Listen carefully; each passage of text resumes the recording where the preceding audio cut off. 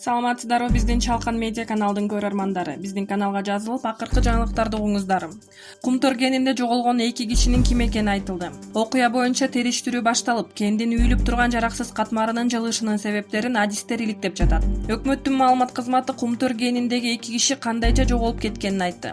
Билдирүүгө ылайык, Тоо кен өндүрүшү бөлүмүнүн мастери Ишенбеков Ford пикап үлгүсүндөгү автоунаа менен жогору жакка чыккан. Ал жакка ал токтоосуз эвакуациялоо сигналын уккандан кийин бульдозердин машинисти Жунушевди алып чыгуу максатында барышы мүмкүн. Бирок эвакуацияланган кызматкерлер чогулган жерде экөө жок болуп чыккан. Рацияга да жооп берген эмес. Жыйынтыгында кооптуу аймакка техника менен кызматкерлердин баруусу толугу менен токтотулган. Учурда Тоо кен бөлүмүнүн мастери Ишенбеков жана бульдозердин машинисти Жунушев дайынсыз болууда.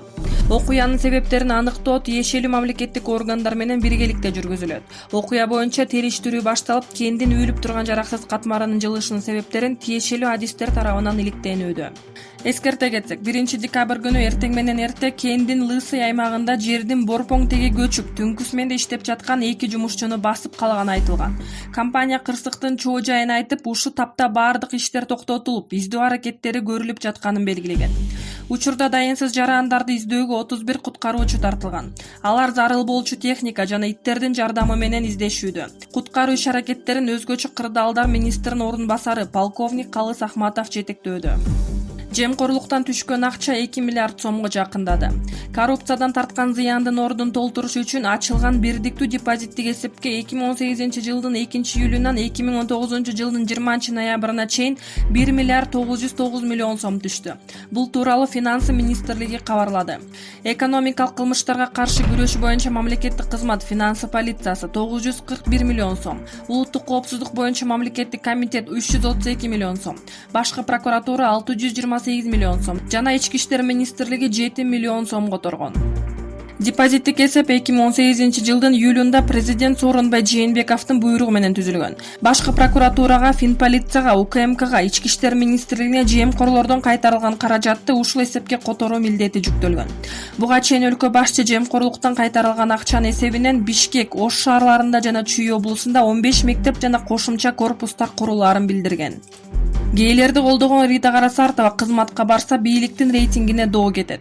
Өлкөбүздө гейлерге жан тарткан бир топ укук коргоочулар бар. Алардын бири Рита Карасартова. Бул айым гейлерди колдоп жүрүп, эми жакында өкмөттүн билим берүү тармагындагы белгилүү бир жетекчилик орунга барганы жатыптыр.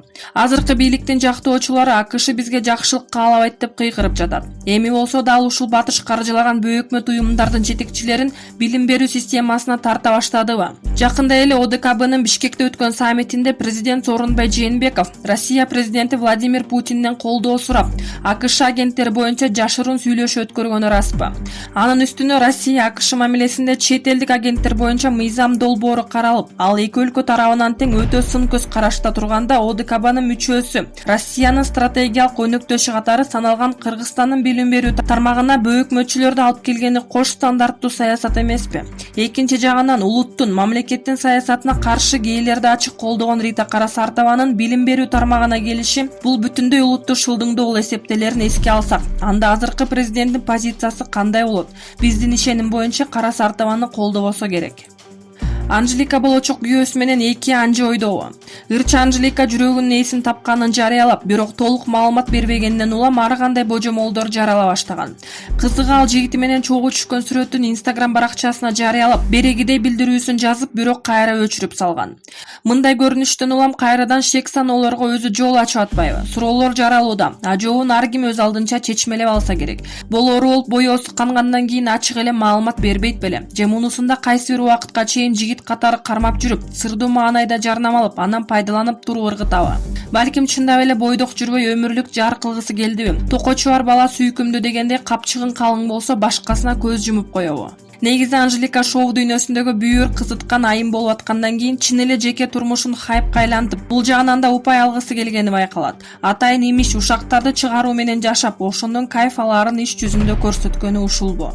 Бишкектеги абанын булганганы көпчүлүк элди кооптондура баштады. Баш калабыздагы абанын булганганы эң негизги көйгөйгө айланды.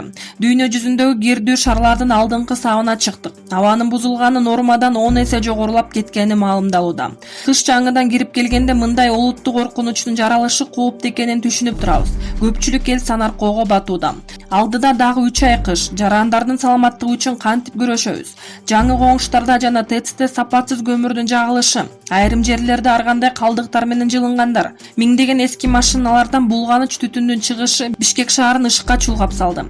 Өкмөт дал ушул көйгөйдү алдын алуу үчүн эртелеп жолун таппайт беле. Эмне кылмак эле? Массалык түрдө адамдардын ден соолугу бузулса, аягы эмне болот? Айтоор кандай болгон күндө да кырдаалдан чыгуунун жолун табуу зарыл. Ширин Айтматова музейге жылаңач кыздарды эмнеге алып келди эле? Өткөн аптада кыргыз элинин Баяртадан келаткан каада салтын, наркын бузган, ар намыс, абийирибизге шек келтирген окуя Борбор калаадагы Гапар Айтиев аттындагы көркөм сүрөт искусство музейинде болуп өттү. Тактап айтсак, мына ушул музейде батыштын жоосунсуз жоруктарын кайталаган жылаңач кыздардын көрсөтмөсү болду. Анан дагы алар кыздардын ич кийимин илип коюшуп, ага боюмдан алдырамбы өз ишим деп жазышты. Муну коомчулукка ашынган акмакчылык катары кабыл алышты. Наразычылыктар көбөйүүдө. Көрсө, муну залкар жазуучубуз Чыңгыз Айтматовдун кызы, экс-депутат Ширин Айтматова уюштурган экен. Мындай аракеттер менен ал атасынын элесине көөз түртүп жатканын түшүнүп жатат болду экен. Же залкар жазуучунун чыгармасындагы маңкуртка айланып калганбы дегендер да жок эмес. Негизи эле акыркы убактарда батыштын уят сыйытты жыйыштырган жоосунсуз жоруктарын бизге таңуулагандар пайда болду.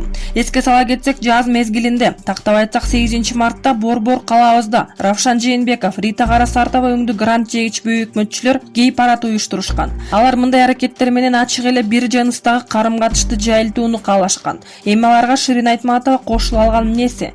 Мындай көрүнүштөргө эмитеден катуу каршылык көрсөтүп чыкпасак, анда алар акырындык менен аракеттерин дагы да күчөтө берүүлөрү мүмкүн. Жактоочу Сапар Исаковдун ишинде кылмыштын курамы жок экендигин айтты. Бүгүн 2-декабрда Бишкектин Свердлов райондук сотунда Бишкек ЖЭБти модернизациялоодогу коррупция боюнча соттук отурум уланууда. Анда тараптарга жарыш сөз берилди. Бүгүнкү отурумда мурдагы өкмөт башчысы Сапар Исаковдун жактоочусу Нурбек Токтакунов жарыш сөзгө чыкты. Анда ал Сапар Исаковдун ЖЭБ долбоорун ишке ашырууда жасаган ишинде кылмыштын курамы жок экенин белгиледи. Сапар Исаковго коррупция беренеси боюнча айып коюлуп жатат. Бирок анын негизинде иштин объективдүү тарабы иликтенген эмес. Тергөөдө коррупция орун алганын далилдеген факты же күбө табылган жок. ЖЭБ боюнча кабыл алынган келишимде мыйзам бузуулар болсо, эмнеге мамлекет аны денонсация кылган жок? Себеби Кыргыз өлкөсү менен Кытай Эл Республикасынын Эксимбанкынын ортосундагы келишим бүгүнкү күндө дагы иштеп жатат, деди жактоочу. Отурумга КСДПнын өкүлү Кундуз Жолдубаева, депутат Ирина Карамушкина, мурдагы өлкө башчы Алмазбек Атамбаевдин баласы Кадыр Атамбаев да катышып жатат. Жылдыз Мусабекова: аялдардын укугу искусство дегендер турсийлерин башына кийип жылаңач жүрүшсүн. Аялдардын укугу искусство деп өздөрүн акылдуу, илим-билимдүү, маданияттуу, тарбия тартиптүү, элита сезгендер бүгүндөн баштап турсийлерин башына кийип жылаңач жүрүшсүн. Кандай дейсиздер? Сөкмөк тургай сабачулар көбөйдү. Үн кошолу, кыргыз жыттанган, кымыз жыттанган, айылдан келген, айылы бар кыз жигиттер. Бул тууралуу пикирин Жогорку Кеңештин депутаты Жылдыз Мусабекова билдирди. Эске сала кетсек, Маданият, маалымат жана туризм министрлиги Бишкекте Гапар Айтиев атындагы көркөм сүрөт музейинде уюштурган. Тилекке каршы иш-чараны уюштуруучулары музейдин имаратын ижарага алышып, кыргыздын үрп каада салтына каршы сүрөттөрүн гана эмес, ич кийимдерин да илип алышкан. Жогорудагы болгон окуя тууралуу азырынча Жылдыз Мусабековадан башка бир дагы депутат үн ката элек. Жөөкүлүбүз Дарья Маслова 2020-жылы өтө турган Олимпиада оюндарына жолдомо утуп алды. Бул тууралуу 2-декабрда Жаштар иши, дене тарбия жана спорт маам агенттиги билдирди. Маслова жакында эле Валенсиядагы лицензиялык марафондо чуркап 42 километр 195 метрди 2 саат 28 мүнөттө чуркап өткөн. Бул олимпиадалык нормативден 1 мүнөткө көптүк кылат. 24 жаштагы Дарья үчүн бул экинчи олимпиада болот. Буга чейин 2020-жылдагы Олимпиада оюндарына Кыргызстандан сууда сүзүүдө Денис Петрашов, марафончу Юлия Андреева, күрөш боюнча Атабек Азизбеков жана Айсулуу Тыныбекова жолдомо алышкан. Азаттыктын иликтөөсүнө катыштыгы бар баардык адамдар УКМКга суракка чакырылат. Бүгүн Али Токтакунов сурак берет. Азаттыктын иликтөөсүнө катыштыгы бар баардык адамдар суракка чакырылат. Бул тууралуу УКМКнын басма сөз кызматы билдирди. Кыргызстандын кылмыш жаза кодексинин 39 жана 130 беренесинин 1-бөлүгү киши өлтүрүүгө аракет жасоо боюнча Кыргызстандын башкы прокуратурасы тарабынан кылмыштардын жана жоруктардын бирдиктүү реестрине катталган журналисттик иликтөөнүн материалдары боюнча сотко чейинки териштирүүлөрдүн алкагында ведомстволор аралык тергөө тобу тарабынан тергөө иш-чаралары уланууда. Иликтөө иштери ар тараптуу жана ачык айкын өткөрүү максатында тиешелүү баардык тергөө иштери жүрүп жатат. Бүгүн 2 декабрда Азаттык радиосунун журналисттери, алардын арасында иликтөөнүн автору Али Токтокунов чакырылды. Ошондой эле Жогорку кеңештин депутаттары Сулайманов, Төрөкулов, экс-депутат Айтматова, граждандык активисттер, Кыргызстандын президентинин инаугурациясын өткөрүү боюнча жумушчу топтун мүчөлөрү Ниязов, Абулгазиев, Бекбоев жана башкалар чакырылмакчы.